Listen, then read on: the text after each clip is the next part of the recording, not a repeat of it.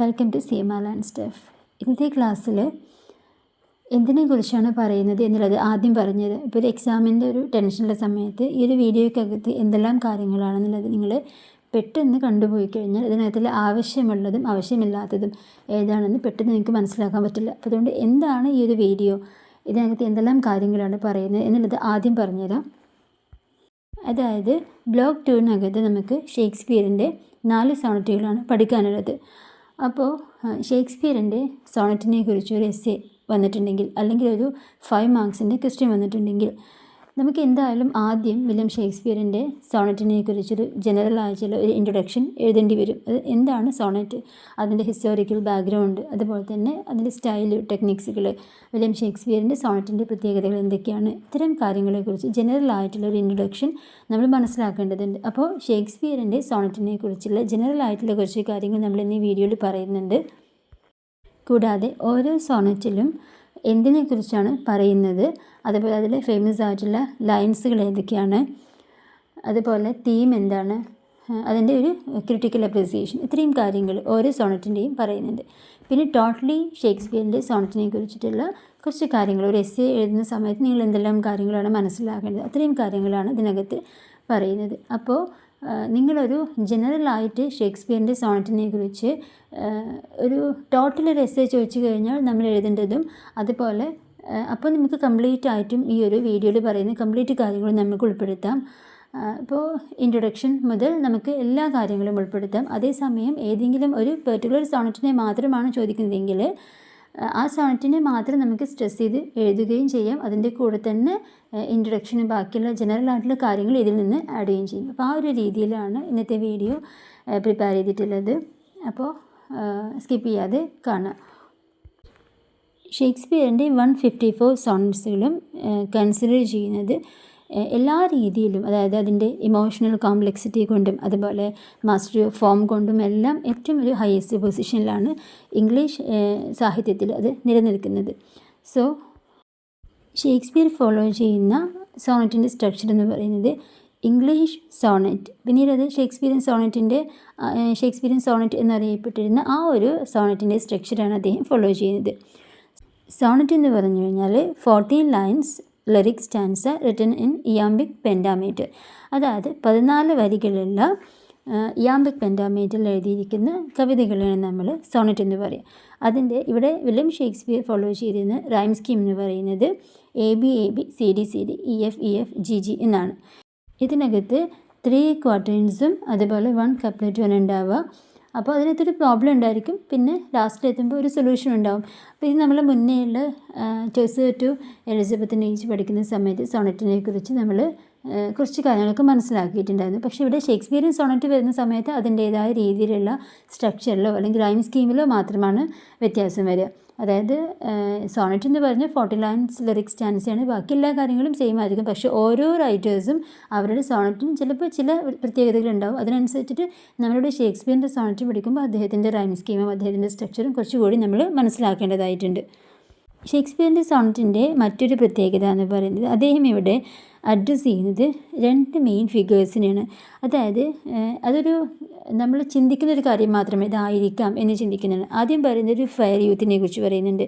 അത് WH എന്ന ഒരു ക്വസ്റ്റ്യൻ മാർക്കിൽ നമ്മൾ പല സ്ഥലത്തും വായിച്ച് കാണാം. അതായത് അതുതന്നെയാണ് ഇപ്പോൾ WH എന്ന് പറയുന്നത് 2-3 പേരെ ആയിരിക്കാം എന്ന് പറയുന്നുണ്ട്, സംശയമാണ്, അത് ഉറപ്പില്ല. പിന്നെ അതുപോലെ ദ ഡാർക്ക് ലേഡി, അതും ഒരു മിസ്റ്റീരിയസ് ആണ്, അതും ഇന്നയാളാവാം എന്നൊക്കെ ഒരു സംശയം മാത്രമാണ്. പിന്നീട് വന്ന് പല റൈറ്റേഴ്സും അതിനെക്കുറിച്ച് ഇന്ന ആളാവാം എന്നൊക്കെ പറഞ്ഞിട്ടുള്ള ഡിബേറ്റുകൾ നടക്കുന്നുണ്ട്. അപ്പോൾ ഇങ്ങനെ എന്തിരുന്നാലും 2 മെയിൻ ഫിഗേഴ്സിനെയാണ് ഈ സോണറ്റിനകത്ത്, അദ്ദേഹത്തിൻ്റെ 150 സോണറ്റിനകത്തും അദ്ദേഹം പറയുന്നത്. എഴുതിയിരിക്കുന്ന പല കാര്യങ്ങളും ഇവരെക്കുറിച്ചാണ്. അത് ഓരോ സെക്ഷനായിട്ട് ഡിവൈഡ് ചെയ്തിട്ട് നമ്മൾ മനസ്സിലാക്കേണ്ടതായിട്ടുണ്ട്. അതായത് മിക്കപ്പോഴും ഈ ഐഡൻറ്റിറ്റിനെ കുറിച്ച് 2 പേര് ആരാണ് എന്നുള്ളതിനെ കുറിച്ചൊരു തർക്കങ്ങൾ നടക്കുന്നുണ്ട്. ഇവിടെ പോസിബിൾ കാൻഡിഡേറ്റ്സ് എന്ന് പറഞ്ഞിട്ട് എൾ ഓഫ് സിദാംപ്റ്റൺ ഫോർ ഫെയർ യൂത്ത്, അതുപോലെ മേരി ഫിറ്റൻ ഫോർ ഡാർക്ക് ലേഡി എന്നൊക്കെ പറയുന്നുണ്ട്. അതായത് ഡാർക്ക് ലേഡി എന്ന് പറയുന്നത് മേരി ഫിറ്റൻ ആണെന്നും, അതുപോലെ എൾ ഓഫ് സിദാംപ്റ്റൺ എന്ന് പറയുന്നത്, അത് ഫെയർ യൂത്ത് എന്ന് പറയുന്നത് എൾ ഓഫ് സിദാംപ്റ്റൺ ആണ് എന്നൊക്കെ സംശയങ്ങൾ പറയുന്നുണ്ട്, ഡിബേറ്റുകൾ നടക്കുന്നുണ്ട്. അപ്പോൾ നമ്മളിവിടെ ഷേക്സ്പിയറിൻ്റെ സോണറ്റിൻ്റെ സ്ട്രക്ചർ എന്താണ്, റൈം സ്കീം എന്താണ്, ആരെക്കുറിച്ചാണ് അതിന് വിശദീകരിക്കുന്നത്, അഡ്രസ്സ് ചെയ്യുന്നത്, ഇത്രയും കാര്യങ്ങളെക്കുറിച്ച് പറഞ്ഞു. മിക്കപ്പോഴും മോഡൽ ക്വസ്റ്റ്യൻ പേപ്പറിനകത്ത് ഈ സ്ട്രക്ചറും റൈം സ്കീമും ചോദിച്ചു കാണാറുണ്ട്. സോ നെക്സ്റ്റ് നമ്മൾ നോക്കുന്നത് തീമാണ്.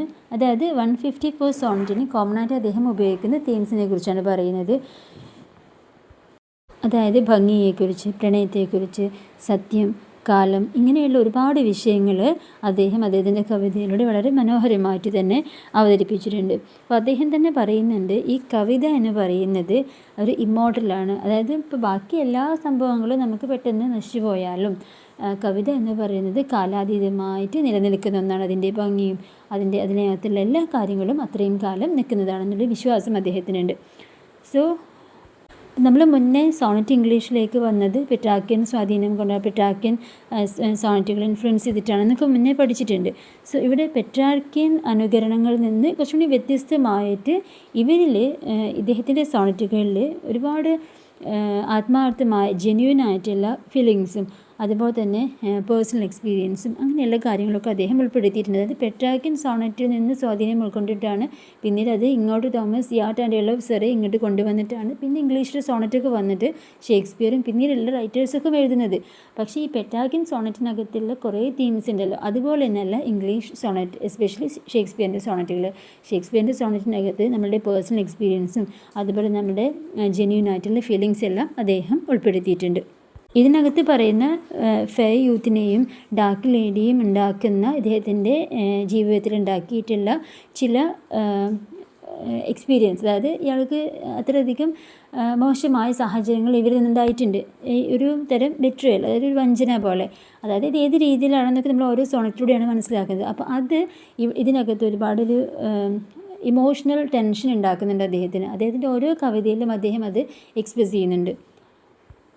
അപ്പോൾ ഇതിൻ്റെ ഒരു പബ്ലിക്കേഷനെ കുറിച്ച് പറയുന്ന സമയത്ത് ആദ്യമൊക്കെ പ്രൈവറ്റ് ആയിട്ടുള്ളൊരു പബ്ലിക്കേഷൻസാണ് നടന്നിട്ടുള്ളത്. അതിന് ശേഷമാണ് പിന്നീട് തോമസ് തോപ്പ് അത് പബ്ലിഷ് ചെയ്യുന്നത്. പിന്നീട് ഈ ഒരു വർക്കുകൾ പിന്നീട് വന്നിട്ടുള്ള പബ്ലിക്കേഷൻസ് എല്ലാം the remain Shakespeare's most personal works combining technical mastery with psychological insight. First നമ്മൾ നോക്കുന്നത് സോണറ്റ് 18 ആണ്.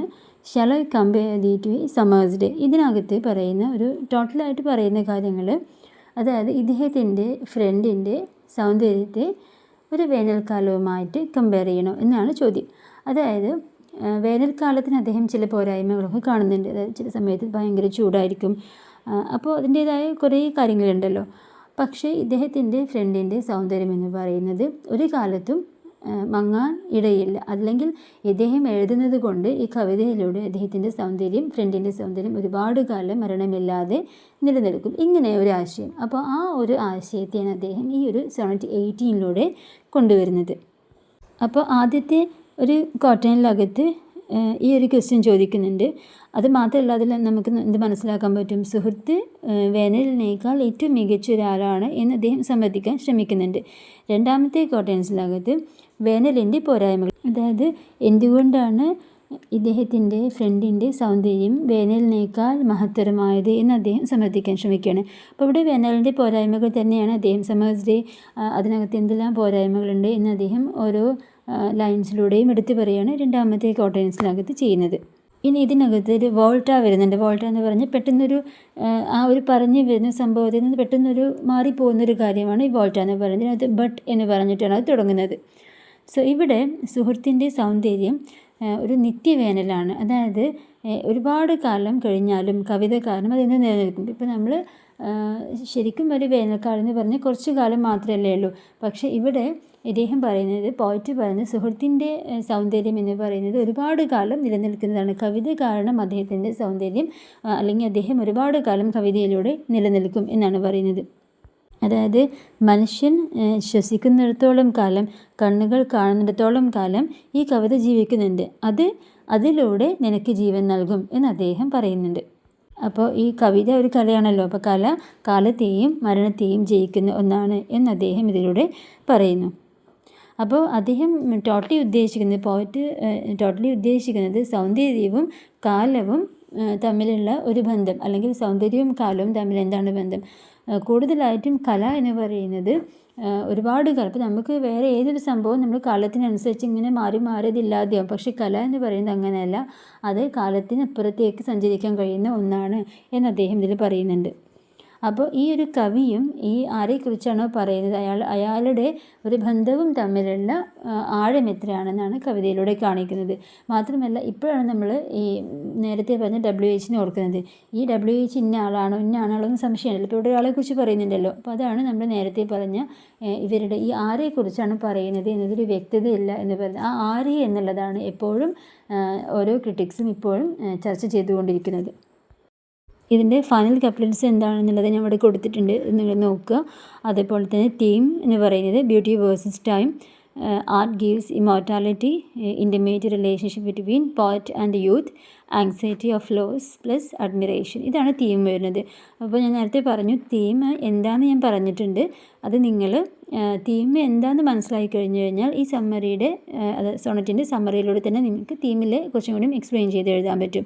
അതായത് ബ്യൂട്ടി വേഴ്സസ് ടൈം ഒന്ന്, art gives immortality, intimate relationship between poet and youth, anxiety of loss and admiration. അപ്പോൾ നിങ്ങൾ ഓരോന്നും heading ആയി കൊടുത്ത് താഴെ ഈ ഒരു കാര്യത്തെ ഒന്ന് എക്സ്പ്ലെയിൻ ചെയ്ത് കഴിഞ്ഞാൽ തന്നെ തീമാവും. നെക്സ്റ്റ് ഒരു ക്രിട്ടിക്കലി നമ്മൾ ആ ഒരു സോണറ്റിനെ അനലൈസ് ചെയ്യുന്ന സമയത്ത് celebrated for universal meditation on immortality, പ്രത്യേകമായിട്ടും ഈ ഇമ്മോർട്ടാലിറ്റി എന്ന് പറയുന്നതിന് തന്നെയാണ് ഇവിടെ പറയുന്നത്. പിന്നെ വളരെ സിമ്പിൾ ലാംഗ്വേജിലാണ് പറഞ്ഞിട്ടുള്ളതെങ്കിലും ഒരു പ്രൊഫൗണ്ട് മീനിങ് അദ്ദേഹം കൊടുക്കുന്നുണ്ട്. അതുപോലെ തന്നെ ഹൊറേസിൻ്റെയും ഓവിൻ്റെയും ഒക്കെ ചില ഒരു സ്വാധീനം ഈ ഒരു കവിതക്കകത്തിൻ്റെ ചില ആശയങ്ങൾ. അതുപോലെ തന്നെ poetry preserve life beyond death, അതായത് മരണത്തിനപ്പുറത്തേക്കുള്ള ജീവിതം, അതായത് ഈ ഒരു കല മരണം കൊണ്ട് ഇല്ലാതാവുന്ന ഒന്നല്ല എന്ന് കാണിക്കുന്നുണ്ട്. പിന്നെ സ്ട്രക്ചർ എന്ന് പറയുന്നത് ഷേക്സ്പിയറിയൻ ഒരു സോണറ്റിൻ്റെ സ്ട്രക്ചർ തന്നെയാണ്. ഇവിടെ ബട്ട് എന്ന് പറയുന്നത് അതിനകത്തുള്ള വോൾട്ടയാണ്. അതുപോലെ പെട്രാക്കിയൻ ഒക്ടേവ് ഓർ സെസ്റ്ററ്റ് ഫോമിലാണ് എഴുതിയിട്ടുള്ളത്. ഒക്ടേവ് ഓർ സെസ്റ്ററ്റ് എന്താണെന്നുള്ളത് നമ്മൾ മുന്നേ പറഞ്ഞിട്ടുണ്ട്. സോ ഇത്രയും കാര്യങ്ങളാണ് സോണറ്റ് 18 നമ്മൾ പറയാനുള്ളത്. നെക്സ്റ്റ് സോണറ്റ്, അതായത് 55 സോണറ്റ് വരുന്ന സമയത്ത് അതിനകത്തും തീം വരുന്നത് ഈ ഇമ്മോർട്ടാലിറ്റി തന്നെയാണ്. ആശയങ്ങളിൽ ചെറിയ വ്യത്യാസങ്ങളുണ്ടെങ്കിലും ഇമ്മോർട്ടാലിറ്റി തന്നെയാണ് തീമായിട്ട് വരുന്നത്. അപ്പോൾ നിങ്ങൾക്ക് ഇപ്പോൾ ഇമ്മോർട്ടാലിറ്റി തീം വെച്ചിട്ട് ഷേക്സ്പിയറിൻ്റെ സോണറ്റിന് ജനറലായിട്ട് അനലൈസ് ചെയ്യാൻ വേണ്ടി പറഞ്ഞു കഴിഞ്ഞാൽ അവ 2 പോയിൻറ്റ്സ് നമ്മൾ കമ്പൈൻ ചെയ്ത് എഴുതിയാൽ മതി. ഇവിടെ അപ്പോൾ ഇതിനകത്ത് അദ്ദേഹം പറയുന്നത് കവിതയുടെ ഒരു പവറിനെ കുറിച്ച് തന്നെയാണ്. അതുപോലെ ഇമ്മോർട്ടാലിറ്റി അതിന് തന്നെ പറയുന്നത്, അതായത് രാജാക്കന്മാരുടെ മാർബിൾ ശില്പങ്ങളോ അല്ലെങ്കിൽ സ്വർണ്ണ സ്മാരകങ്ങളെ എല്ലാം അതിജീവിക്കാൻ കവിതയ്ക്ക് കഴിയുന്നുണ്ട്. അതായത് കാലവും യുദ്ധവും ഒക്കെ കല്ലിനെ നശിപ്പിക്കും അല്ലേ. കാലത്തിനനുസരിച്ച് ഇപ്പോൾ എത്ര നമ്മൾ വലിയ ശില്പങ്ങൾ ഉണ്ടാക്കി കഴിഞ്ഞാലും എത്ര വലിയ സ്മാരകങ്ങൾ ഉണ്ടാക്കി കഴിഞ്ഞാലും കാലവും യുദ്ധവും, അതായത് വേറെ എന്തെങ്കിലും ഒരു സംഭവം വന്നു കഴിഞ്ഞാൽ ഇതിനെയെല്ലാം നശിപ്പിക്കാൻ കഴിയും. പക്ഷേ കവിത അങ്ങനെയല്ല, അതൊരു ജീവിക്കുന്ന രേഖയാണ്. കവിത എന്ന് പറയുന്നത് ഈ കവിത ഉള്ളിടത്തോളം കാലം ഈ പറയുന്ന ആ ഒരു യുവാവ്, നമ്മൾ പറഞ്ഞല്ലോ ഇത്ര കവിതകൾ നേരത്തെ പറഞ്ഞ ഫെയർ യൂത്തിനെ കുറിച്ചാണ് പറഞ്ഞല്ലേ. അപ്പോൾ ആ ഫെയർ യൂത്തിൻ്റെ ഓർമ്മ സംരക്ഷിക്കപ്പെടും. കവിതയിലൂടെ നിന്നെ ഞാൻ എഴുതിയാൽ തീർച്ചയായിട്ടും നീ അവിടെ ഓർമ്മിപ്പിക്കപ്പെടും. പക്ഷേ നിനക്ക് വേണ്ടി ഞാനൊരു സ്മാരകമോ അല്ലെങ്കിൽ സ്വർണ്ണലിപികളോ എന്തുണ്ടാക്കി കഴിഞ്ഞാലും അതൊന്നും ഒരു പക്ഷേ കാലം മാച്ച് കളഞ്ഞേക്കാം, അല്ലെങ്കിൽ ഒരു വാറ് വന്നു കഴിഞ്ഞാൽ ഇല്ലാതാവുന്നതേ ഉള്ളൂ. ഇവിടെയും അദ്ദേഹം ആ ഒരു ഫെയർ യൂത്തിനെയാണ് പറയുന്നത്. അപ്പോൾ ആദ്യത്തെ ക്വാർട്ടറിൽ പറയുന്നത് മാർബിൾ കൊണ്ടുള്ള സംഭവങ്ങളാണെങ്കിലും ഗോൾഡ് കൊണ്ടുള്ള മോണ്യുമെൻറ്റ്സ് ആണെങ്കിലും എല്ലാം കാലം കൊണ്ട് നശിച്ചു പോകുന്നതാണ്. പക്ഷേ കവിത എന്ന് പറഞ്ഞു കഴിഞ്ഞാൽ അതിനെ അതിജീവിക്കുന്ന ഒന്നാണ് എന്ന് അദ്ദേഹം പറയുന്നുണ്ട്. രണ്ടാമത്തെ ക്വാർട്ടറിൻസിനകത്ത് കാലം സ്മാരകങ്ങളിൽ നിന്ന് എന്തെല്ലാം രത്നങ്ങളെല്ലാം മോഷ്ടിച്ചെടുക്കും. അതായത് പക്ഷേ കവിത അങ്ങനെയല്ല, കവിതയുടെ സൗന്ദര്യം നിലനിൽക്കും. അതായത് ഇപ്പോൾ സ്മാരകങ്ങളിൽ ഒരുപാട് സംഭവങ്ങൾ കൊത്തിവെച്ചിട്ടുണ്ടായിരിക്കും അല്ലേ, രത്നങ്ങളും പവിഴങ്ങളും അങ്ങനെയുള്ള ഒരുപാട് സംഭവങ്ങളൊക്കെ പല സ്മാരകങ്ങളിലും ഉണ്ടായിരിക്കും. പക്ഷേ കാലം കൊണ്ട് അതെല്ലാം അതിൽ നിന്ന് അകന്നു പോയേക്കാം, അല്ലെങ്കിൽ അതെന്തെങ്കിലും നശിച്ചു പോവുകയോ ആരെങ്കിലും എടുത്തു പോവുകയൊക്കെ ചെയ്തേക്കാം. പക്ഷേ കവിതയുടെ കൊത്തുപണികളാണ് അതിൻ്റെ സൗന്ദര്യം എന്ന് പറയുന്നത്. പക്ഷേ കവിതയുടെ സൗന്ദര്യം വേറെ ആൾക്കും മോഷ്ടിക്കാൻ പറ്റില്ലല്ലോ, അതൊരിക്കലും അതൊന്ന് ഇല്ലാതാവില്ല. അപ്പോൾ അതുകൊണ്ട് അദ്ദേഹം പറയുന്നത് ഏതൊരു മോണുമെൻറ്റ്സിനകത്തുള്ള ജ്വൽസ് കാലം കൊണ്ട് നശിച്ചു പോയാലും പക്ഷേ കവിതയുടെ ബ്യൂട്ടി എന്ന് പറയുന്നത് ഒരിക്കലും നശിച്ചു പോകുന്ന ഒന്നല്ല. നിന്നെ ഞാൻ അതിൽ കൊത്തിവെച്ച് കഴിഞ്ഞാൽ അത് കാലത്തിനപ്പുറത്തേക്ക് സഞ്ചരിക്കും. ഇനി മൂന്നാമത്തെ ക്വാർട്ടറിൽ പറയുന്നത് ഒരു വേസ്റ്റ്ഫുൾ വാർ, അതുപോലെ മാസ്. ഗോഡ് ഓഫ് വാറിന് പോലും കവിതയെ നശിപ്പിക്കാൻ പറ്റില്ല. അതേസമയം ഒരു വാർ വന്നു കഴിഞ്ഞാൽ നഗരങ്ങളെ തകർക്കുന്നുണ്ട്, പക്ഷേ ഒരിക്കലും കവിതയെ നശിപ്പിക്കാൻ ഒരിക്കലും ഒരു യുദ്ധം കൊണ്ടാവില്ല എന്ന് അദ്ദേഹം പറയുന്നുണ്ട്.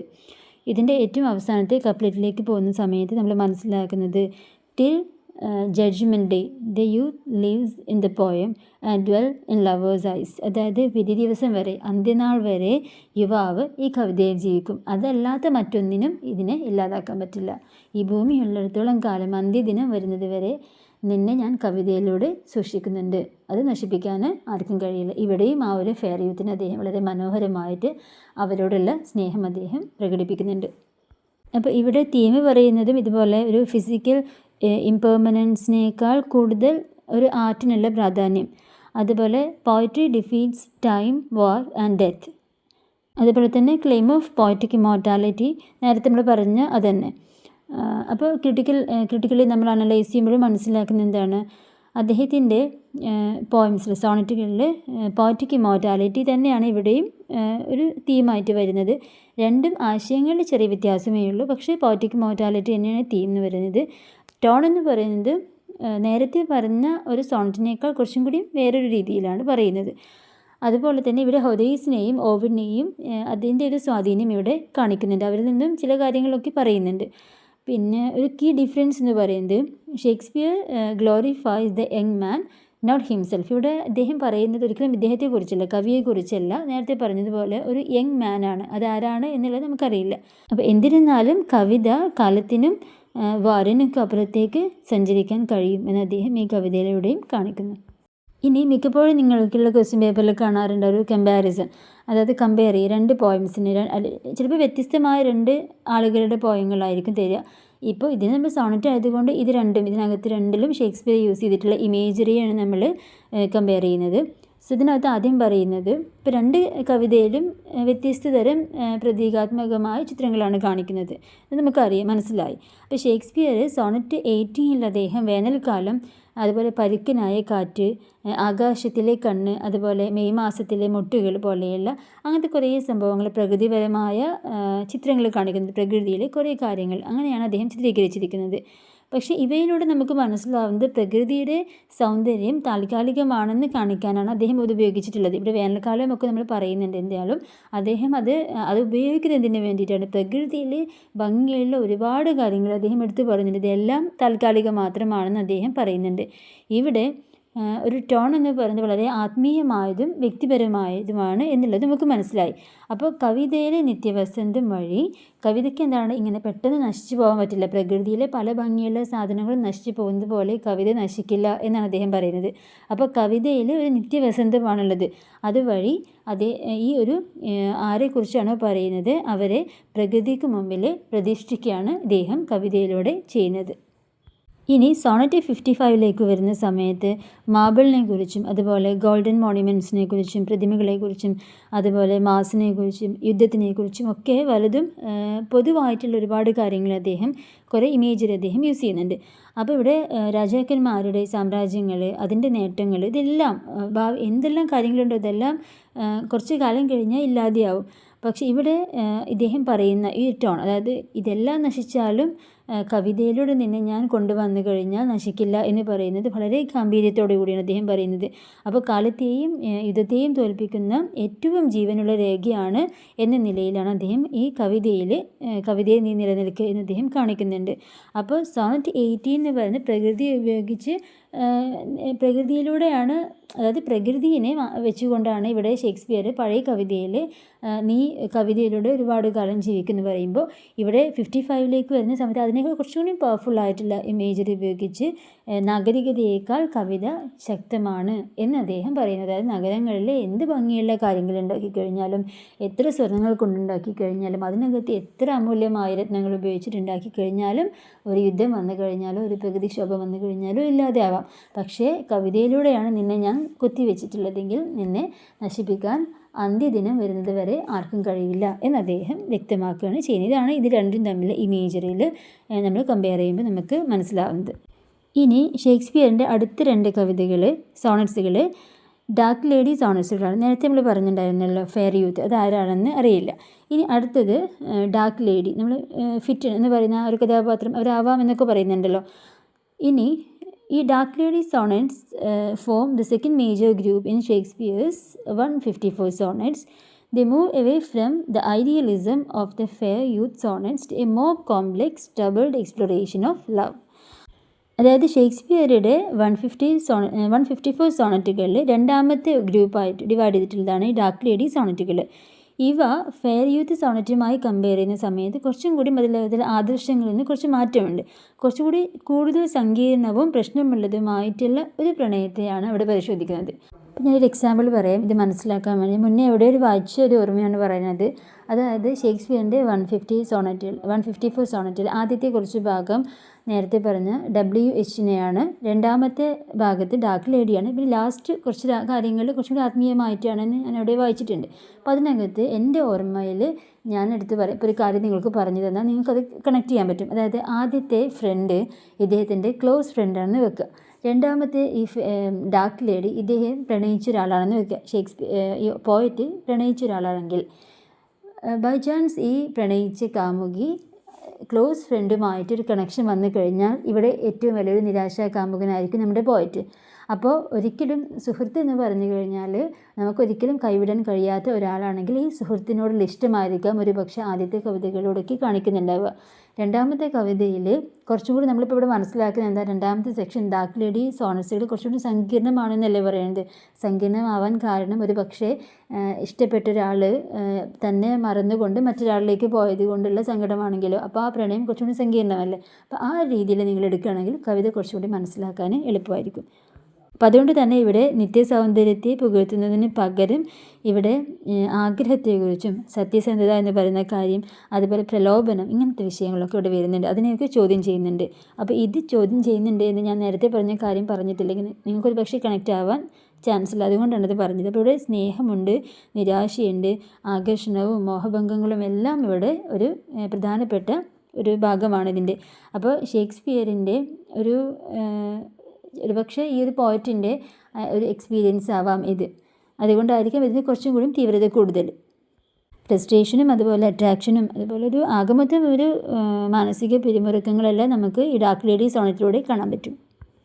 അപ്പോൾ ഇനി sonnet 130 my mistress' eyes are nothing like this ആണ്. ആ ഒരു സോണറ്റ് നോക്കാം. ഇതിൻ്റെ സെൻട്രൽ ഐഡിയ എന്ന് പറയുന്നത് Shakespeare rejected the exaggerated style of Elizabethan love poetry. Elizabethan കാലഘട്ടത്തിലെ മിക്ക പ്രണയ കവിതകളിലും ഈ പ്രണയത്തിനെ കുറച്ച് കൂടുതലായിട്ട് എക്സാജുറേറ്റ് ചെയ്തിട്ട് ഇങ്ങനെ നല്ല രീതിയിൽ ഇങ്ങോട്ട് പുകഴ്ത്തി പറഞ്ഞിട്ടുള്ളത് ഒരു ശൈലി എലിസബത്തൻ കവിതകൾക്ക്, പ്രണയ കവിതകൾക്ക് ഉണ്ടായിരുന്നു. ദെൻ ഇവിടെ ഷേക്സ്പിയർ അത്തരമൊരു രീതി കംപ്ലീറ്റ് ആയിട്ടും നിരസിക്കുന്നുണ്ട്. കാമുകിയെ ദേവതയായിട്ട് കാണിക്കാനൊന്നും അദ്ദേഹത്തിന് ഇഷ്ടമല്ല. അദ്ദേഹം അതിന് പകരം യാഥാർത്ഥ്യബോധത്തോടെ അത്രയധികം വായിക്കാൻ സുഖകരമല്ലാത്ത രീതിയിലൊക്കെ കാര്യങ്ങൾ പറയുകയാണ് ചെയ്യുന്നത്. പക്ഷെ ഏറ്റവും അവസാനം നമുക്ക് മനസ്സിലാവും അവരുടെ പ്രണയം എന്ന് പറയുന്നത് അത്രയധികം ആത്മാർത്ഥമാണ്. കാരണം അത് സത്യത്തെ അടിസ്ഥാനമാക്കിയിട്ടുള്ളതാണ് നമുക്ക് മനസ്സിലാക്കാൻ പറ്റും. അതായത് ഏതൊരു സോണറ്റ് എടുത്തു കഴിഞ്ഞാലും ആദ്യം ഒരു പ്രോബ്ലം അവസാനം ഒരു സൊല്യൂഷൻ ഉണ്ടല്ലോ. അപ്പോൾ ഇദ്ദേഹത്തിൻ്റെ കവിതകൾ ആദ്യം വായിക്കുന്ന സമയത്ത് ഇദ്ദേഹം പ്രണയിക്കുന്ന ആളെക്കുറിച്ചാണ് ഇത് പറയുന്നത് എന്നുള്ളൊരു ആ ഒരു കാര്യം നമുക്ക് തോന്നും. പക്ഷേ ഏറ്റവും അവസാനത്തിൽ അദ്ദേഹം അത്രയധികം ആത്മാർത്ഥമായി സ്നേഹിച്ചത് കൊണ്ടായിരിക്കാം, ഒരു പക്ഷേ ഈ ഒരു സ്നേഹത്തിന് വില കൽപ്പിക്കാത്തത് കൊണ്ടായിരിക്കാം ആദ്യം അങ്ങനെ നമ്മളോട് പറഞ്ഞത്. നമുക്ക് അവസാനത്തിലേക്ക് എത്തുന്ന സമയത്ത് നമുക്കിത് മനസ്സിലാവും. ഇനി ഇതിനകത്ത് ക്വാർട്ടൻ 1 to 3 എന്തെല്ലാം കാര്യങ്ങളാണ് പറയുന്നത്. അല്ലാത്തത്, അതായത് കണ്ണുകൾ സൂര്യനെ പോലെ അല്ല എന്ന് പറയുന്നുണ്ട്. അതുപോലെ ലിപ്സ് എന്ന് പറയുന്നത് ഒരു പവിഴം പോലെയൊന്നുമല്ല, മുടി അത്രയധികം കറുത്തതൊന്നുമല്ല, അതുപോലെ ശ്വാസം പെർഫ്യൂമിനേക്കാൾ മധുരമല്ല, അതുപോലെ ദേവതയെ പോലെ നടക്കുന്നില്ല, അങ്ങനെ കുറേ കാര്യങ്ങൾ പറയുന്നുണ്ട്. അപ്പോൾ ഇതൊക്കെ കാണുമ്പോൾ നമുക്ക് ഇതെന്താ ഇങ്ങനെ പറയുന്നത് നമുക്ക് തോന്നും. പക്ഷേ അവസാനത്തിലേക്ക് കപ്ലറ്റിലേക്ക് എത്തുന്ന സമയത്ത് ആൻഡ് യെറ്റ് എന്ന് പറയും. എന്നിട്ടും അവളെ ഞാൻ യാതൊരു തരത്തിലുള്ള കള്ളമായിട്ട് താരതമ്യം ചെയ്യാതെ, അതായത് ഇതൊന്നും അവൾക്കില്ല എന്നിട്ടും യാതൊരു തരത്തിലും അങ്ങനെ ഇല്ലാത്ത കാര്യങ്ങളുണ്ട് എന്ന് പറഞ്ഞിട്ട് താരതമ്യം അങ്ങനെയൊന്നും ഞാൻ ചെയ്തിട്ടില്ല. എന്നിട്ടും ഏതൊരു സ്ത്രീയെയും പോലെ അവളെ ഞാൻ അത്രയും മനോഹരമായിട്ടാണ് സ്നേഹിക്കുന്നത് എന്ന് അദ്ദേഹം പറയുന്നുണ്ട്. അപ്പോൾ കവിതയുടെ ആദ്യത്തെ അത്രയും ഭാഗത്ത് നമുക്ക് ഒരു വിരോധാഭാസം തോന്നിയാൽ ഏറ്റവും അവസാനത്തിലേക്ക് എത്തുന്ന സമയത്ത് ആ വോൾട്ട കഴിഞ്ഞിട്ട് ബാക്കി കപ്ലറ്റിലേക്ക് എത്തുന്ന സമയത്ത് നമുക്കതിൻ്റെ ഒരു സൊല്യൂഷനിലേക്ക് നമുക്ക് എത്തുന്നുണ്ട്. ഇതൊരു പക്ഷേ പെട്രാക്യൻ ആ ഒരു സ്ത്രീകളെ ആവശ്യമില്ലാതെ, കാമുകികളെ ആവശ്യമില്ലാതെ വിശദീകരിക്കുന്ന ആ ഒരു പെട്രാക്യൻ ഫോമിനെ കംപ്ലീറ്റ് ആയിട്ടും ഡയറക്റ്റ്ലി അറ്റാക്ക് ചെയ്യണമെന്ന് നമുക്ക് മനസ്സിലാക്കാൻ പറ്റും. അപ്പോൾ ഇതിനകത്തുള്ള വോൾട്ട എന്ന് പറയുന്നത് ആൻഡ് യെറ്റ് എന്നുള്ളതാണ്. പിന്നെ നമ്മളൊരു സോണറ്റിൽ ബട്ട് എന്ന് പറഞ്ഞതുപോലെ. അതുപോലെ ഇതിനകത്തുള്ള ഫേമസ് ലൈൻ ഇതിനകത്ത് കൊടുത്തിട്ടുണ്ട്, മറക്കാതെ നോക്കുക. തീമായിട്ട് പറയുന്നത് real love versus artificial praise. True affection does not need lies. Beauty should be loved in its natural, modest form. അതുപോലെ love is honest recognition, not blind worship. അപ്പോൾ അതായത് ഇവിടെ ഇത്രയും തീമുകൾ നമുക്ക് ഇതിന് കണക്ട് ചെയ്യാൻ പറ്റുമല്ലോ. അപ്പോൾ തീം ചോദിച്ചു കഴിഞ്ഞാൽ തന്നെ ഈ ഒരു തീം ഇതാണെന്ന് എഴുതിയിട്ട് പിന്നെ മുന്നേയുള്ള കാര്യങ്ങൾ നിങ്ങൾ എക്സ്പ്ലെയിൻ ചെയ്ത് കഴിഞ്ഞാൽ പ്ലസ് അതിൻ്റെ ഫൈനലായിട്ട് ക്രിട്ടിക്കൽ അനാലിസിസ് കൂടി കൊടുത്തു കഴിഞ്ഞാൽ നിങ്ങൾക്ക് ഓരോ സോണറ്റ് വരുന്ന സമയത്ത് ആൻസർ ചെയ്യാൻ എളുപ്പമാണ്. ടോട്ടലി 4 സോണറ്റും കൂടി നിങ്ങളോട് എക്സ്പ്ലെയിൻ ചെയ്യാൻ പറഞ്ഞു കഴിഞ്ഞാൽ ഈ ക്ലാസ്സിൽ പറഞ്ഞ അത്രയും കാര്യങ്ങൾ നിങ്ങൾ എഴുതി കഴിഞ്ഞാൽ തന്നെ ഒരുപാട് പോയിൻറ്റ്സ് ഉണ്ടാവും. ഇനി ക്രിട്ടിക്കൽ അനാലിസിസ് കൂടി നമുക്ക് നോക്കാം. Sonnet 130 is strikingly original because it rejects Elizabethan convention. നേരത്തെ പറഞ്ഞ ആ സംഭവം എക്സാജറേഷൻസ് ഇല്ല. അതായത് ആവശ്യമില്ലാതെ സ്ത്രീകളെ ഇങ്ങനെ പുകഴ്ത്തി പറയുന്ന ഒരു രീതി ഇദ്ദേഹത്തിന് താല്പര്യമില്ല. Poets copied Petrarchan and made women seem divine. പലപ്പോഴും പെട്രാക്യൻ ഫോമിൽ സ്ത്രീകൾ ആവശ്യമില്ലാതെ ഒരു വലിയൊരു മേലെ കൊണ്ടുപോയി വെച്ചിരിക്കുക. അതായത് അത്രയും മനോഹരമാണ്, അത്രയും ഡിവൈൻ ബ്യൂട്ടിയാണെന്നൊക്കെ പറഞ്ഞിട്ട്. Shakespeare does the opposite. ഷേക്സ്പിയറിന് അതിനോട് വലിയ താല്പര്യമില്ല, അദ്ദേഹം അതിന് ഓപ്പോസിറ്റാണ്. The negative comparisons at first sound harsh. നമ്മൾ ആദ്യം കാണുന്ന സമയത്ത് ഒരു നെഗറ്റീവ് കമ്പാരിസനാണ്, നമുക്കത് ബുദ്ധിമുട്ടുണ്ടാക്കും. But their purpose is to strip away false praise and show genuine admiration. അതായത് ആ ഒരു തെറ്റായ രീതിയിലുള്ള നമുക്ക് കാണുന്ന സമയത്ത് എന്തത് ഇങ്ങനെ നെഗറ്റീവ് കമ്പാരിസൺ എന്ന് തോന്നുന്ന കാര്യം പോകെ അവസാനത്തിലേക്കൊരു ജെന്യുവിൻ അഡ്മിറേഷനിലേക്കാണ് എത്തുന്നത് എന്ന് മനസ്സിലാകുമ്പോൾ നമുക്കും ഒരു സമാധാനം. Then the Volta in the couplet reveals the radical message. അത് ആൻഡ് എറ്റ് എന്ന് പറയുന്ന വോൾട്ടയിലേക്ക് എത്തുന്ന സമയത്ത് നമുക്കൊരു മെസ്സേജ് കാണുന്നുണ്ട്. അതായത് ഹോണസ്റ്റി സ്ട്രെങ്തൻ ലവ്. തീർച്ചയായിട്ടും പ്രണയത്തിൽ വേണ്ടത് എന്താണ്? ഹോണസ്റ്റി തന്നെയാണ്. It does not weaken it. അതൊരിക്കലും അതുണ്ടെങ്കിൽ ഒരു പക്ഷേ പ്രണയം ഒരിക്കലും എവിടെയും ഇല്ലാതെ നശിച്ചു പോവില്ല. By rejecting ideals he says her earthly qualities make her beauty rare. Then it is both parody and declaration. അതായത് ഇവിടെ പാരഡിയും ഡിക്ലറേഷനും ഒരുമിച്ച് വരുന്നുണ്ട്. അതുപോലെ mocking false poetry while affirming true love. അതായത് ചില സമയത്ത് ഫാൾസ് പോയിട്രിയിലെ കവിതയിലൂടെ സ്ത്രീകളെ ഇങ്ങനെ ഒരുപാട് ഇങ്ങനെ വർണ്ണിക്കുക, ചിലപ്പോൾ സത്യമല്ലെങ്കിലോ, അതായത് കൂടെയുള്ള ഒരു കാമുകിയെക്കുറിച്ച് അത്രയും മനോഹരമായി വർണ്ണിക്കുന്ന കവിതകൾ എഴുതുന്ന ആൾക്കാർ എലിസബത്തൻ കാലഘട്ടത്തിൽ ഉണ്ടായിരുന്നു. പക്ഷെ മിക്കപ്പോഴും അത് സത്യമല്ലെങ്കിലോ. അപ്പോൾ അത് വേണ്ട, ഇവിടെ ശരിയായ പ്രണയത്തെ കാണിക്കാൻ തെറ്റായ ഒരു പോയറ്റിൻ്റെ ആവശ്യമില്ല എന്ന് ഷേക്സ്പിയർ അതാണ് ഉദ്ദേശിക്കുന്നത്. ഇപ്പോൾ കവിത വായിക്കുമ്പോൾ നമുക്ക് മനസ്സിലായി ഇതിനകത്തൊരു പരിഹാസമുണ്ട്, ഒരു പ്രഖ്യാപനം കൂടിയുണ്ട്. അതായത് പെട്രാക്യൻ കവിതകളെ പരിഹസിക്കുന്നുണ്ട്. സത്യമായ പ്രണയത്തെ അദ്ദേഹം ഉറപ്പിച്ച് പറയുകയും ചെയ്യുന്നുണ്ട്. അപ്പോൾ സ്ത്രീകളെ അസാധ്യമായ ആദർശങ്ങൾക്ക് വേണ്ടിയിട്ടൊന്നും ഉപയോഗിക്കേണ്ടതില്ല. യഥാർത്ഥമായിട്ട് പ്രണയമുണ്ടെങ്കിൽ സ്നേഹിക്കാൻ നമുക്ക് മനസ്സുണ്ടെങ്കിൽ അതിനുള്ള ആശയം നമുക്ക് ഇതിനകത്ത് തന്നെ കിട്ടുന്നുണ്ട്. അതായത് യഥാർത്ഥ പ്രണയം വേഴ്സസ് ആവശ്യമില്ലാതെ കൃത്രിമമായിട്ട് ആർട്ടിഫിഷ്യലായിട്ട് പ്രണയിക്കുക, ഇത് രണ്ടും അതാണ് ഇതിനകത്ത് മെയിൻ അദ്ദേഹം ഉദ്ദേശിക്കുന്നത്, പറയാൻ വേണ്ടിയിട്ടാണ് ഉദ്ദേശിക്കുന്നത്. പക്ഷേ എല്ലാത്തിനും നമുക്ക് വേണ്ടത് സത്യസന്ധതയാണ്. യഥാർത്ഥ സ്നേഹത്തിൻ്റെ അടിസ്ഥാനം ഈ സത്യസന്ധതയാണ് എന്ന് അദ്ദേഹം ഇതിനകത്ത് കാണിക്കുന്നുണ്ട്. ഇനി നെക്സ്റ്റ് നമ്മൾ നോക്കുന്നത് സോണറ്റ് 144. ഇതിൻ്റെ സെൻട്രൽ ഐഡിയ എന്ന് പറയുന്നത് the poet is tone between two loves, fair youth and dark lady. അതായത് കവി ഇവിടെ 2 പ്രണയങ്ങൾക്കിടയിലാണ് കുടുങ്ങിക്കിടക്കുന്നത്.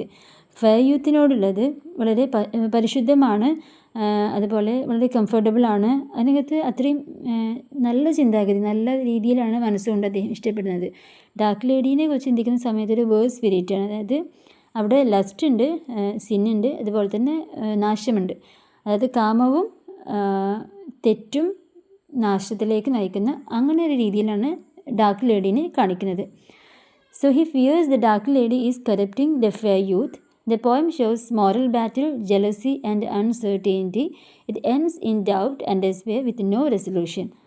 അതായത് ഡാർക്ക് ലേഡി ഫെയർ യൂത്തിനെ ഏതെങ്കിലും രീതിയിൽ മോശമാക്കുമോ എന്നാണ് ഇവിടെ അദ്ദേഹം ഭയപ്പെടുന്നത്. ഇവിടെ ധാർമ്മികമായ കാര്യങ്ങൾ കൊണ്ടും അസൂയ കൊണ്ടും അനിശ്ചിതത്വം എന്ന് പറയുന്നത് കൊണ്ടും ഈ ഒരു കവിത വേറിട്ട് നിൽക്കുന്നുണ്ട്. അപ്പോൾ ആദ്യത്തെ ക്വാർട്ടറിനകത്ത് പറയുന്നത് introduces two loves as spiritual opposite, അതായത് രണ്ട് പ്രണയങ്ങൾ, ഒന്ന് ഭയങ്കരമായിട്ട് ആശ്വാസമുള്ളത്, മറ്റൊന്ന് നിരാശയാണ്. ദെൻ ക്വാർട്ടർ 2 പറയുന്നത് ഡാർക്ക് ലേഡി എന്ന് പറയുന്ന ഒരു സ്ത്രീ ഒരു ഫീമെയിൽ ഈവിളാണ്. എൻ്റെ വിശുദ്ധനെ പിശാചാക്കി മാറ്റുമോ, corrupt my saint to be a devil. ഇവിടെ സെയിൻറ്റ് എന്ന് പറയുന്ന നേരത്തെ പറഞ്ഞ ആ ഒരു ഫെയർ യൂത്ത്, അവരെ ഡെവിളാക്കി മാറ്റുമോ എന്നുള്ള അദ്ദേഹത്തിൻ്റെ പേടി അദ്ദേഹം എക്സ്പ്രസ് ചെയ്യുന്നുണ്ട്. അത് മാത്രമല്ല മൂന്നാമത്തെ ക്വാർട്ടറിലേക്ക് എത്തുന്ന സമയത്ത് ഒരു അനിശ്ചിതത്വം നമുക്ക് തോന്നാം. അതായത് fire my good one out, അതായത് ഏതെങ്കിലും രീതിയിൽ മോശമാക്കുന്ന ഒരു അവസ്ഥയിലേക്ക് പോകുമോ എന്നുള്ള ഒരു ഭയം അവിടെ കാണുന്നുണ്ട്. He doesn't know if she has seduced the youth. Fire my good one out എന്ന് പറയുന്നത് അതാണ്. അപ്പോൾ ഏറ്റവും അവസാനം കപ്ലറ്റിലേക്ക് പോകുന്ന സമയത്ത് നമുക്ക് മനസ്സിലാവുന്നുണ്ട്, അതായത് ഒരു സംശയത്തിൽ ജീവിക്കേണ്ടി വരുന്ന ഒരു കണ്ടീഷനാണ്. അപ്പോൾ ഈ രണ്ട് പ്രണയവും രണ്ടിനോടുമുള്ള അദ്ദേഹത്തിൻ്റെ ഇഷ്ടമെന്ന് പറയുന്നത് അതിനകത്ത് വരുന്ന അദ്ദേഹത്തിൻ്റെ ഒരു വളരെ മാനസികമായിട്ടുള്ള പിരിമുറുക്കങ്ങൾ ഉണ്ടാക്കുന്ന അദ്ദേഹത്തിൻ്റെ ചിന്തകൾ അദ്ദേഹം ഈ കവിതയിലൂടെ കാണിക്കുന്നുണ്ട്. അപ്പോൾ ഇവിടെ തീമായിട്ട് വരുന്നത് temptation, jealousy, inner conflict, moral struggle, ഇതെല്ലാം ഇതിനകത്ത് തീമായിട്ട് വരുന്നുണ്ട്. അതായത് ആത്മീയമായ പ്രണയവും വിനാശകരമായിട്ടുള്ള ഒരു കാമവും തമ്മിലുള്ള വൈരുദ്ധ്യം. This contrast between spiritual love and the destructive lust. Love is mixed with fear, suspicion and despair. ഇതാണ് ഇതിൻ്റെ മെയിൻ തീം എന്ന് പറയുന്നത്. ക്രിട്ടിക്കൽ അനാലിസിസിലേക്ക് നമ്മൾ പോകുമ്പോൾ സോണറ്റ് 144 എന്ന് പറയുന്നത് വളരെ dark, anxious and morally charged ആയിട്ടുള്ള, അത് അങ്ങനെ രീതിയിൽ എഴുതിയിട്ടുള്ള ഒരു പോയാണത്, സൊണറ്റാണത്. അതിനകത്ത് നേരത്തെ പറഞ്ഞ ഏഞ്ചൽ വേഴ്സസ് ഡെവിൾ ആ ഒരു കോൺസെപ്റ്റ് അതിനകത്ത് വരുന്നുണ്ട്. Heaven versus hell, purity versus lust, ഇതെല്ലാം ഒരു സംശയമായിട്ടും അദ്ദേഹത്തിൻ്റെ മനസ്സിലൊരു വലിയ വളരെ സങ്കീർണമായൊരു ചോദ്യചിഹ്നമായിട്ടും ഒക്കെ നിൽക്കുന്നുണ്ട്. അപ്പോൾ Shakespeare portrays love as a battle between good and evil. The lack of resolution in the couplet mirrors the poet's psychological turmoil. നേരത്തെ പറഞ്ഞ പോലെ തന്നെ അദ്ദേഹത്തിൻ്റെ മനസ്സിൽ സംശയങ്ങൾ കൊണ്ട് ടെൻഷൻ ഉണ്ടാക്കുന്ന ഒരവസ്ഥ. അതുകൊണ്ടാണ് ആ phrases fire my good one out എന്ന് പറയുന്നത് ഫിസിക്കൽ ആൻഡ് ഡേഞ്ചറസ്, അത് അദ്ദേഹത്തിന് വീണ്ടും വീണ്ടും റിമൈൻഡ് ചെയ്യുന്ന കാര്യമാണത്. അപ്പോൾ അത്രയും കാര്യം overall it shows love as A double edge. It can uplift and comfort but also tempt, corrupt and destroy. അപ്പോൾ ആ ഒരു രീതിയിലാണ് അദ്ദേഹത്തിൻ്റെ മനസ്സിൽ ഈ ഫെയർ യൂത്തിനോടുള്ള ഒരു ഇഷ്ടവും ഡാർക്ക് ലേഡി അത് ഇല്ലാതാക്കാൻ ശ്രമിക്കുമോ എന്നുള്ള ഭയവും അദ്ദേഹത്തിൻ്റെ മനസ്സിലുണ്ടാകുന്ന സംശയങ്ങളും പ്രശ്നങ്ങളും ഒക്കെ അദ്ദേഹം ഈ ഒരു കവിതയിലൂടെ എക്സ്പ്രസ് ചെയ്യാണ് ചെയ്യുന്നത്. ഇമേജറി നമ്മൾ നോക്കുന്ന സമയത്ത് Shakespeare uses completely different types of imagery in sonnet 130 and sonnet 144 to present new two contrasting sides of love. അതായത് പ്രണയത്തിൻ്റെ രണ്ട് വശങ്ങൾ, രണ്ട് വൈരുദ്ധ്യമായ വശങ്ങൾ കാണിക്കാൻ വേണ്ടിയിട്ട് 130-ലും 144-ലും അദ്ദേഹം ഉപയോഗിച്ചിരിക്കുന്നത് വ്യത്യസ്തമായിട്ടുള്ള ഇമേജറിയാണ്. അതായത് സോണറ്റ് 130-ലും സോണറ്റ് 144-ലും പ്രണയത്തിന് രണ്ട് വ്യത്യസ്തമായ മുഖങ്ങളുണ്ടെന്ന് കാണിക്കാനാണ് ശ്രമിക്കുന്നത്. അപ്പോൾ അതുകൊണ്ട് തന്നെ ഇമേജറി യൂസ് ചെയ്യുന്ന സമയത്തും അതേപോലെ തന്നെയാണ്. ഇപ്പോൾ സോണറ്റ് 130-ൽ അദ്ദേഹം ഈ സണ്ണിനെക്കുറിച്ചും അതുപോലെ തന്നെ കുറേ കാര്യങ്ങൾ പറയുന്നുണ്ടല്ലോ, അങ്ങനെയൊന്നും കാണിക്കുന്നില്ല. അപ്പോൾ അതൊക്കെ അവിടെ ശരിക്കൊരു ഹാസ്യാത്മകമായിട്ടാണ് കാണിക്കുന്നത്. അതായത് പെട്രാക്കിൻ കാലഘട്ടത്തിൽ അങ്ങനെയാണ് ചിത്രീകരിച്ചിരുന്നത് എന്നുള്ളതിനെ ഒരു കോമിക്കലായിട്ട് അദ്ദേഹം പ്രസൻറ്റ് ചെയ്യാണ്. ഇവിടുത്തെ സ്വരം എന്ന് പറയുന്നത്, ഇവിടുത്തെ ടോൺ എന്ന് പറഞ്ഞത് തമാശ നിറഞ്ഞതാണ്, അത് സത്യസന്ധമാണ്, അങ്ങനെയല്ല കാണിക്കേണ്ടത് എന്നൊക്കെ പറയുന്നുണ്ട്, അത് ഭൗതികവുമാണ്. അപ്പോൾ ആ രീതിയിലാണ് അതവിടെ പറയുന്നത്. ഇപ്പോൾ യാഥാർത്ഥ്യത്തെ അടിസ്ഥാനമാക്കിയിട്ടുള്ളൊരു പ്രണയമാണെന്നുണ്ടെങ്കിൽ അതെങ്ങനെയാണ് എന്നാണ് അദ്ദേഹം ഈ ഒരു കവിതയിലൂടെ കാണിക്കുന്നത്. ഇത് പ്രണയത്തെ കൂടുതൽ യാഥാർത്ഥ്യവും അതുപോലെ അടുത്തറിയാവുന്ന ഒന്നാക്കിയിട്ട് റീഡേഴ്സിനെ മനസ്സിലാക്കുന്ന രീതിയിലാണ് അദ്ദേഹം എഴുതിയിട്ടുള്ളത്. അതേസമയം 144-ലേക്ക് വരുന്ന സമയത്ത് ഇതിനകത്ത് നമ്മൾ റിലീജിയസ് ആയിട്ടുള്ള കാര്യങ്ങളുണ്ട്, മോറൽ ആയിട്ടുള്ള കാര്യങ്ങളുണ്ട്, സിംബോളിക് ഇമേജറി ആയിട്ടുള്ള ഏഞ്ചൽ, ഡെവിൾ, സെയിൻറ്റ്, ഹെൽ, അങ്ങനെയുള്ള ഒരുപാട് കാര്യങ്ങൾ നമ്മൾ കണ്ടല്ലോ. അപ്പോൾ ഇവിടെ മതപരമായതും ധാർമ്മികവുമായ ഒരു പ്രതീകാത്മകവുമായിട്ടുള്ള ചിത്രങ്ങളാണ് നമ്മൾ കാണുന്നത്, അല്ലെങ്കിൽ അദ്ദേഹം ഉപയോഗിച്ചിട്ടുള്ളത്. ഇവിടുത്തെ ഒരു ടോൺ എന്ന് പറയുന്നത് കുറച്ചും കൂടി ഉത്കണ്ഠ നിറഞ്ഞ ഒരു ക്യൂരിയോസിറ്റി ഉണ്ട്. അതുപോലെ അത്രയധികം നമുക്ക് പ്ലസൻ്റ് ആയിട്ട് തോന്നുന്നത് നമ്മുടെ മൈൻഡിലും ഇദ്ദേഹം പറയുന്ന കവിതയുടെ ആശയങ്ങളിലൂടെ പോകുമ്പോൾ നമ്മുടെ മനസ്സിലും ഒരു അസ്വസ്ഥതയ്ക്ക് ഉണ്ടാക്കുന്ന പോലെയാണ്. ഇവിടുത്തെ പ്രണയം എന്ന് പറയുന്നത് സൗന്ദര്യമായിട്ടല്ല പറയുന്നത്, മറിച്ച് ഇവിടെ പരിശുദ്ധിയും അതുപോലെ തന്നെ ലസ്റ്റും തമ്മിലുള്ള ഒരു വാർ, ഒരു കോൺഫ്ലിക്റ്റ്, അതാണ് പറയുന്നത്. അതായത് ഇവിടുത്തെ പ്രണയത്തിന് പഴയ മുന്നേ പറഞ്ഞ കവിതയിലെ പോലെ ഭംഗിയൊന്നുമില്ല. ഇവിടുത്തെ പ്രണയം അദ്ദേഹം എഴുതിയിരിക്കുന്നത് തന്നെ വേറൊരു രീതിയിലാണ്. അപ്പോൾ വേറൊരു സൈഡാണ് കാണിക്കുന്നത്. അപ്പോൾ ഇവിടെ പ്രണയത്തിൻ്റെ അപകടം അതുപോലെ അങ്ങനെയുള്ളൊരു വശമാണ് നമുക്ക് മനസ്സിലാക്കാൻ പറ്റുക. അതുകൊണ്ട് സോണറ്റ് 130 എന്ന് പറയുന്നത് വളരെ റിയലിസ്റ്റിക് ആയിട്ട് കാര്യങ്ങൾ പറഞ്ഞു. പ്രണയത്തെ ഏറ്റവും ബഹുമാനത്തോടു കൂടി അദ്ദേഹം മനസ്സിൽ പ്രണയത്തെ ഇങ്ങനെയാണ് ഉദ്ദേശിക്കുന്നത് എന്ന് പറഞ്ഞു. അതേസമയം സോണറ്റ് 144 അദ്ദേഹം ഉപയോഗിച്ചത് പ്രണയത്തിന് കുറച്ചും കൂടി വേദന ഉണ്ടാക്കുന്ന ഒരു സൈഡ്, അതായത് ഇങ്ങനെയല്ലാത്തൊരു സൈഡ് കൂടി അതിനുണ്ട് എന്ന് അദ്ദേഹം അവിടെ കാണിക്കുകയാണ് ചെയ്യുന്നത്. ഇത്രയും കാര്യങ്ങളാണ് നമ്മൾ ഷേക്സ്പിയറിൻ്റെ സോണറ്റിനെ കുറിച്ച് പറഞ്ഞിട്ടുള്ളത്. ഇത്രയും നിങ്ങൾക്ക് മനസ്സിലായിട്ടുണ്ടെന്നാണ് വിശ്വാസം. അതായത് എക്സാം പോയിൻ്റ് ഓഫ് വ്യൂ ആയതുകൊണ്ട് പറയുന്നതിനിടയ്ക്ക് എന്തെങ്കിലും ഒരു ക്ലാരിറ്റി കുറവ് നിങ്ങൾക്ക് തോന്നിയിട്ടുണ്ടെങ്കിൽ നിങ്ങൾ അടുത്തൊരു വീഡിയോ ചെയ്യുന്നതിൻ്റെ മുന്നേ ആയിട്ട് പറയുക. അപ്പോൾ ഷേക്സ്പിയറിൻ്റെ സോണറ്റിനെ കുറിച്ച് ജനറലായി ചോദിച്ചു കഴിഞ്ഞാൽ പറയാൻ മാത്രമുള്ള ചില പോയിൻറ്റ്സുകൾ ആദ്യം ഉൾപ്പെടുത്തിയിട്ടുണ്ട്. അതിനുശേഷം ഷേക്സ്പിയറിൻ്റെ 4 സോണറ്റുകളാണ് നമ്മൾ ഇന്നിവിടെ അതിൽ തീമും അതുപോലെ അതിൻ്റെ ഇമേജറിയും അതേപോലെ ക്രിട്ടിക്കലി അത് അനലൈസ് ചെയ്തു, സമ്മറി എന്താണെന്ന് മനസ്സിലാക്കി. ഇത്രയും കാര്യങ്ങൾ നമ്മൾ പറഞ്ഞു. 2 സോണറ്റുകൾ തമ്മിൽ ആദ്യത്തെ ഇമ്മോർട്ടാലിറ്റിയാണ് തീമായിട്ട് വരുന്നത്. അപ്പോൾ ആ 2 സോണറ്റുകളെ നമ്മൾ കമ്പയർ ചെയ്തു. രണ്ടാമത്തേത് പ്രണയത്തെ ഒന്ന് മനോഹരമായിട്ടും ഒന്ന് അത്രയധികം ഭംഗിയൊന്നുമില്ല എന്നും അദ്ദേഹം കാണിക്കുന്നുണ്ട്. അപ്പോൾ ജനറലായിട്ട് ടോട്ടൽ ഷേക്സ്പിയറിൻ്റെ സോണറ്റിനെ കുറിച്ച് ചോദിച്ചു കഴിഞ്ഞാൽ ഇത് കംപ്ലീറ്റ് എഴുതുക. അതല്ല ഓരോ സോണറ്റിനാണ് ചോദിച്ചിട്ടുള്ളതെങ്കിൽ ഇതിനകത്ത് ഒരുപാട് പോയിൻറ്റ്സ് ഉണ്ട്. നിങ്ങളിത് മാക്സിമം എക്സാമിന് യൂസ് ചെയ്യുക. Thank you so much.